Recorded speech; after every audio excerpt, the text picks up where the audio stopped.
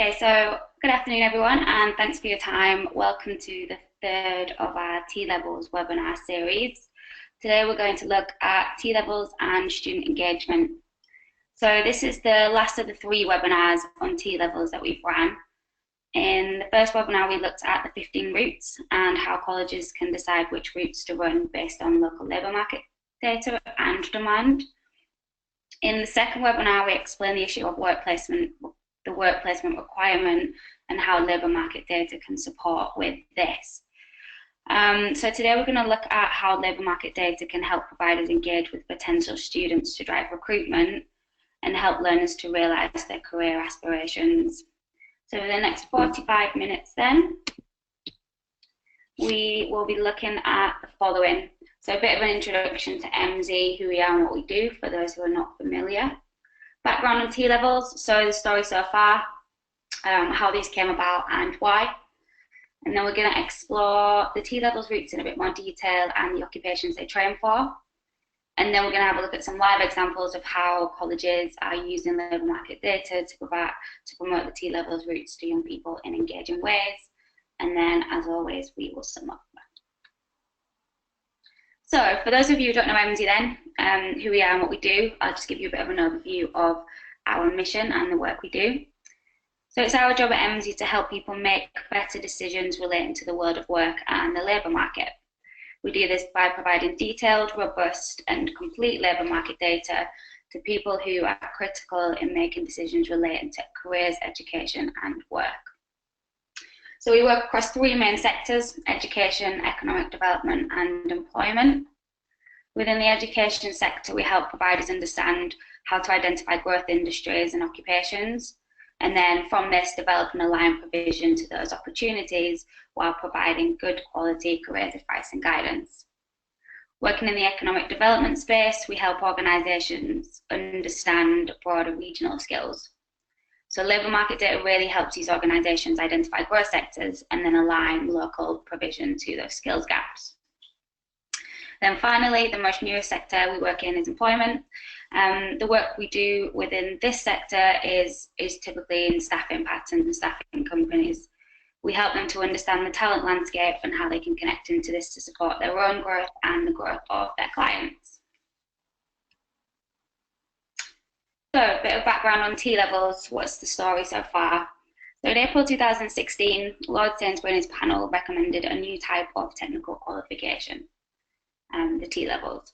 So the Sainsbury's review proposed a common framework of 15 routes delivered through two modes: employment-based and college-based technical training.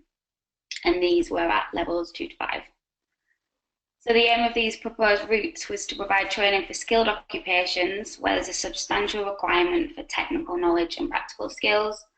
And in the last bullet point there, the Sainsbury's review made it clear that the occupations which require little or no technical knowledge and skill or outside of that scope of technical education will not be included within the routes. So from that then we saw the post-16 skills plan released in July 2016, and Skills Minister accepted all of the Sainsbury panel proposals based on budget. So if there's money there, they said they'd go ahead with all of the proposal. So a budget was released in March 2017 and we saw 500 million promised for T-Levels, which is quite positive. So let's have a look at implementation. A bit of a delay in this. We had an announcement recently that they'll be now phased in from 2020, so the first two routes will be delayed. And the biggest kind of feedback concern is the jump from 600 hours of teaching a year to 900, and whether there's a capacity to do that within colleges, and then the work placement requirement for the T-Levels. So every single T-Levels qualification has to have a 3-month work placement attached to it. So we've carried out some research across the sectors that we work with. We've had feedback from LEPs and colleges. LEPs see the T-Levels switch over as a really good chance to support providers and ensure alignment with local labour market. We've been doing some work with kind of skills, kind of area-wide gap analysis. Colleges are largely looking to deliver all 15 routes. That was some of the initial feedback that we got, to maintain a broad offer. But what we've seen recently is some of those colleges starting to think about what labour market demands they have in their local area or the area that they serve, and how they can tailor the routes to deliver something a bit more specific to their region. Big concern mainly over the implication of the work placement across the board. So there's a link there to the two webinars that we ran before this one that explore those two issues. The recording of the webinars are there along with various other materials if you want to revisit them. So, understanding T-levels routes and the occupations they train for. How does labour market data fit into all of this in terms of student engagement? So if we go back to the start, the aim of the T-levels was to develop a dynamic, high-quality education option, which is grounded in engagement with employers and is responsive to the needs of the changing economy. So basically, we need a high-quality technical education which meets the needs of employers and is responsive to local economic need. So it's obviously really important then for providers to be able to offer relevant T-levels. So going back to that webinar that we first ran, are you going to put on all 15, or are we going to look at kind of a more bespoke route or set of routes for your area? And then from this, we need to educate young people about where those routes can take them. So helping them understand where the jobs are and how we can relate back to them. So labour market data can give an overview of each of the occupations within the route to help learners make an informed career decision. How do we do this? The 15 T-levels routes are each made up of a group of occupations that have a common set of core practical skills. So each of those routes have between 3 and 6 occupations. And in the labour market data world, each occupation is identified by a SOC code. So this is the government standard occupation classification code. And within Emsi data or analyst data, we have 350 occupations attached. So labour market data can give wage and employment data on each of the individual SOCs or the group of SOCs that make up a T-level route. And from this then, we can start to explore some of the data behind the routes. So take one T-levels route and start to think about the occupations that this route can lead to. Once we've identified a single occupation and a group of occupations out of the route, we can then look at the wage and employment data for that job.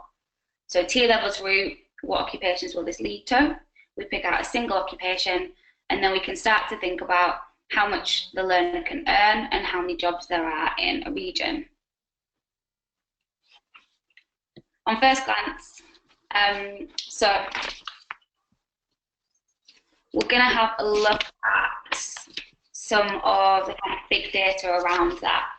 So the benefits of being able to kind of unpick that SOC code or that route, T-levels route, is to give the learner a clear understanding of what jobs and wages are available, and also help the provider to be able to market and promote the T-levels routes by showing local labour market trends that are linked to that provision. So if we look at some examples, this graph just shows all proposed agencies routes across Great Britain or England in terms of jobs and wage. So at this high level, labour market data can show which routes have the highest paying occupations and which routes have the most jobs or biggest job demand. So on this slide, we've got protective services, so this one, sales and marketing, procurement, and digital. So these 3 routes give a really good kind of overview of how these are the highest paying routes within the occupation. These are highest paying routes with occupations that sit within them. We can also see on the flip side that business and admin actually and legal and finance have more jobs available. If we look at Northwest, we can have a look at some of this data on a regional level. So national is really, really helpful in looking at kind of national job trends, but if we look at the Northwest, we look at regional, we look at the area that your provider would serve. So they look fairly similar, although we can see regionally both wages for legal and finance and engineering actually switch. So engineering's better paid in the Northwest than England as a whole. And then if we look at some of these jobs here, agriculture actually has a lower demand for work than catering and hospitality. So the two graphs that we just looked at are fairly good in giving us a good understanding of how routes differ from region to region. But how can we make this data easy to understand for learners when they're deciding what career path to go down and which T-levels routes to choose at your college? So we talked earlier about how we can easily break down each route into a bunch of occupations and start to explore some of the data behind that. So here we have potential careers in Great Britain for the digital T-level. So we've got web design and development professionals, TV, video and audio engineers, and IT engineers. They're just some of the occupations that make up that digital T-level route. Okay, so we pulled out some labour market data, and we can start to attach annual job openings for that area and median hourly wages for that job. So we can see that 2,088 annual openings in Great Britain for web design professionals in 2017, and it pays an hourly wage of £14.53. If we look at IT engineers, for example, we've got annual openings of 1,465, and it pays slightly less at £13.06.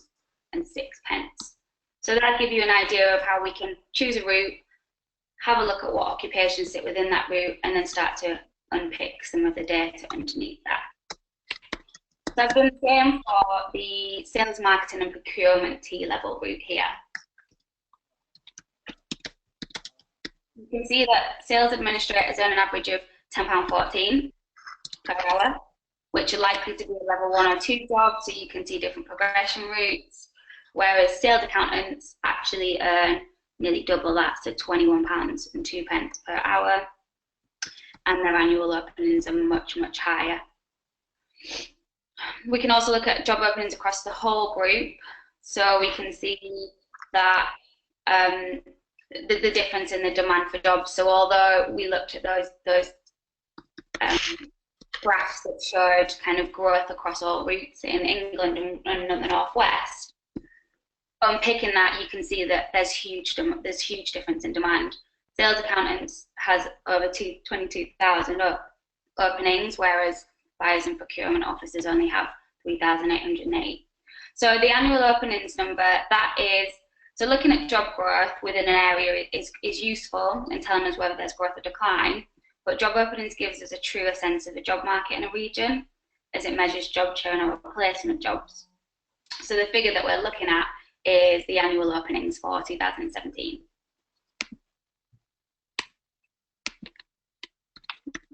So how do we use all that data to promote T-level groups to young people in an engaging way?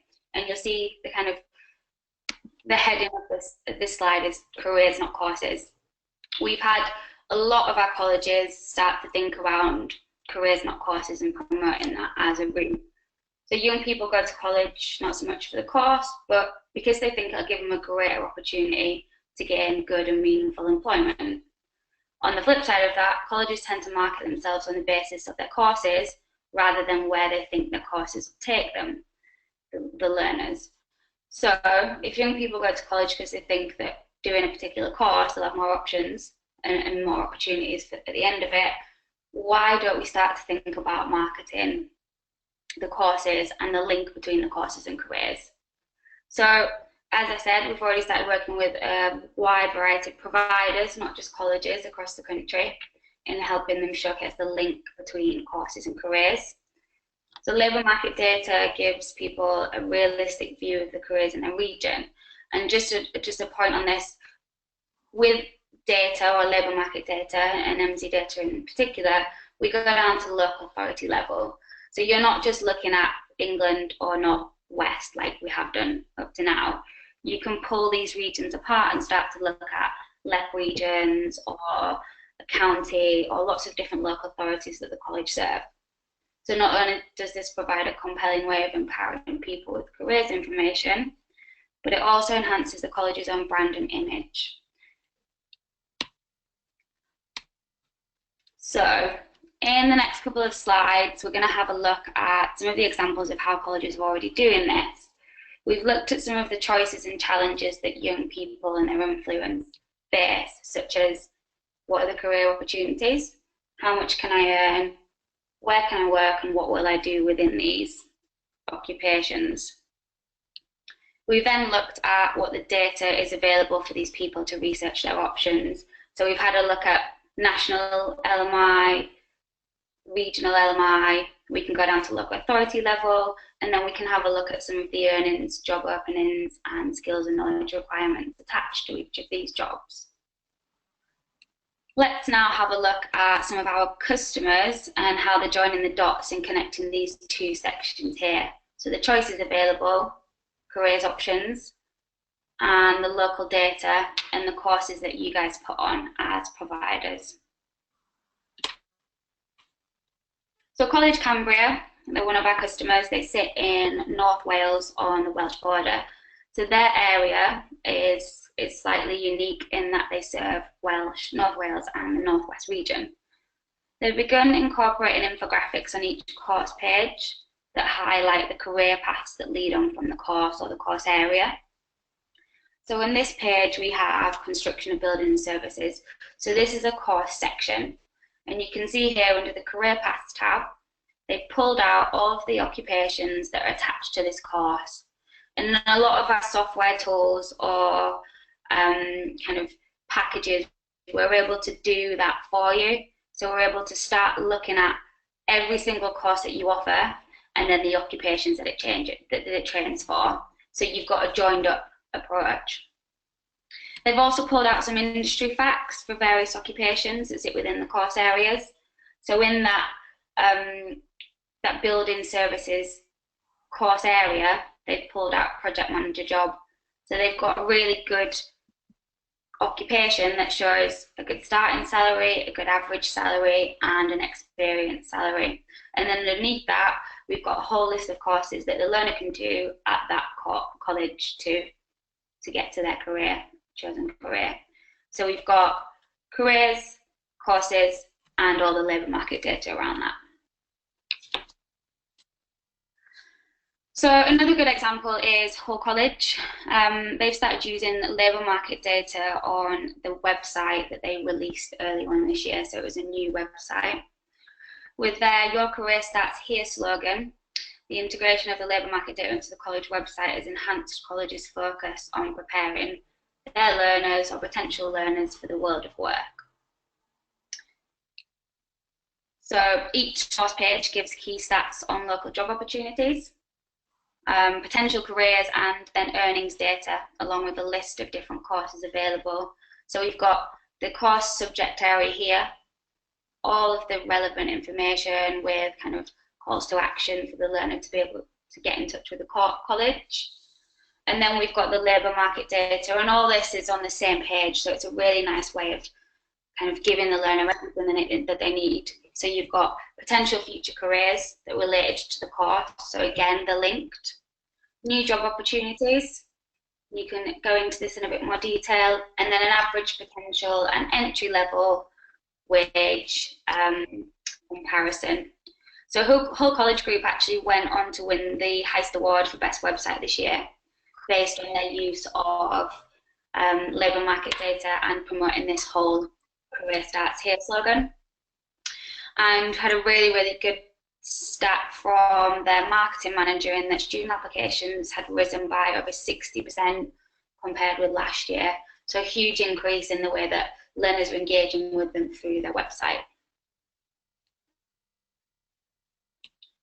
Test through Loughborough College, with over 7,000 unique career-related hits on their website within the first year of embedding labour market data into the course pages.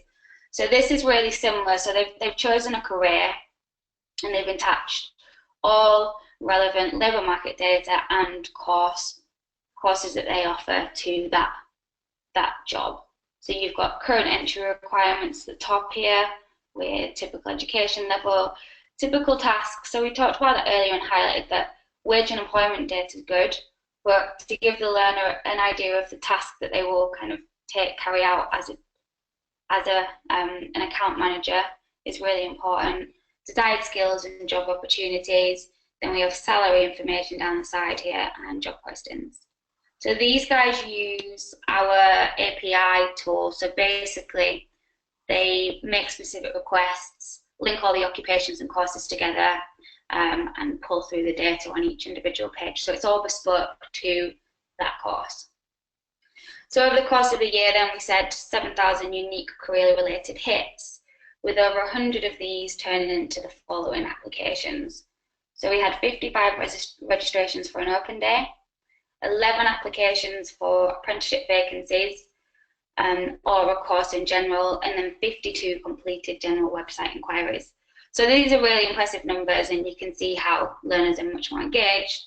But I think the most important point of this is it was highlighted by Damien, the marketing manager, that this type of data gave the college credibility with the potential learners and their influences, showing that the courses that the college offer lead to a genuine career. And then finally, I just wanted to share some stats with Chesterfield College. They've had some really positive outcomes in terms of retention as well as increased application numbers.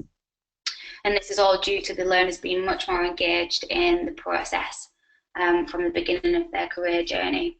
So labour market data is embedded from kind of recruitment, marketing, admissions, all the way through to career advice and guidance within Chesterfield College.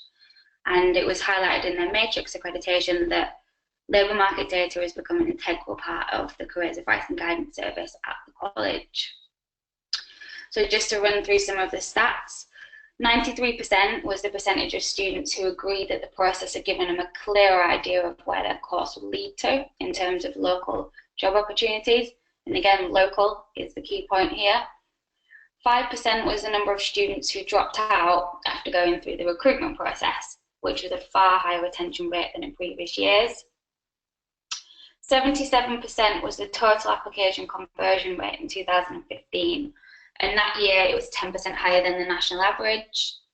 And 10% of learners, 10% was the curriculum interview turnout. It was up by 10% on previous years as learners have become more engaged in the new process. So again, you can visit all of these live sites. So all of the examples that I've showed you are live. They're on customers' websites, so you can explore the different ways in which they've used labour market data. So just to sum up and kind of go through what we've looked at in this session. Hopefully I've given you a good idea of how T-levels can be broken down into occupations, and then how we can identify data on these occupations. And then gone on to show you how this data can be used to showcase courses. And we've looked at some really good examples of how customers are already doing this. So just to highlight some key points, T-levels, routes and pathways, they're made up of SOC codes, which we are able to pull apart and look at the labour market data for each of the individual occupations. And many of our analyst customers, if we have any on the webinar, will know that in their analyst tool, the T-levels routes are already grouped up. So really, really easy to go in, pull a report on the digital or engineering route, for example, and just start to explore some of the data as a whole of a route, or like we did in the kind of big graphs, or look at some of the individual data like we did later on. The more knowledge learners are given about the career realities of their local economy, the more likely they are to make informed decisions. So we had a look at some of those stats from Chesterfield College. And then going on to the final point, learners are also more engaged and enthused. So it's all about student engagement. And we've talked a lot around T-levels routes and how we can break them up, but the same goes for any qualification, any kind of course that you're offering. Learners, when they can see where the education directly leads them to, they're more engaged and enthused about the course they're doing. So with careful planning and good use of labour market data, hopefully we've seen that T-levels can become a win-win situation for everyone, so learners, employers and education providers. So education providers can promote their organisation as the go-to place for learners to gain a good career on the completion of their study. Employers get the skill set they require to fill the positions they have open. So we looked at the main reason for the T-levels reform and the Sainsbury's review, and that was to meet the needs of the local employers and give learners technical skills. And then finally, learners are better engaged, more aware, and increasingly likely to go on to a career that they really want. And that's kind of the most important point in all of this. So they're my details. I know you've got Debbie's details in the emails and correspondence that she sent as well. Everyone will get a recording of the webinar. There's live kind of links to live websites that we looked at, and I think we've got time for questions now. Debbie, is that right? Yeah. Can you hear me, Carla? I can, yeah. Okay. We haven't got any questions at the moment, but if anybody would like to put any questions through, we can deal with those now. So we'll just wait a few minutes just to see if anybody does actually have any questions. If not, then you've been very efficient, Carla. I actually, I've stupidly timed myself on each of these slides, so because you could probably see they kept jumping forward, and that was my fault before I started the webinar. So, yeah, thanks very much, Carla. What we're going to do is if there's any questions that come in, then we can deal with them by email, so we'll let you all go. Thank you very much for attending and participating in this webinar, and there will be other webinars that we'll be doing, so please keep up to date with on our website, on the webinar page, and be able to see what's going on. But thank you very much for joining us today. Thank you, Carla. Thanks.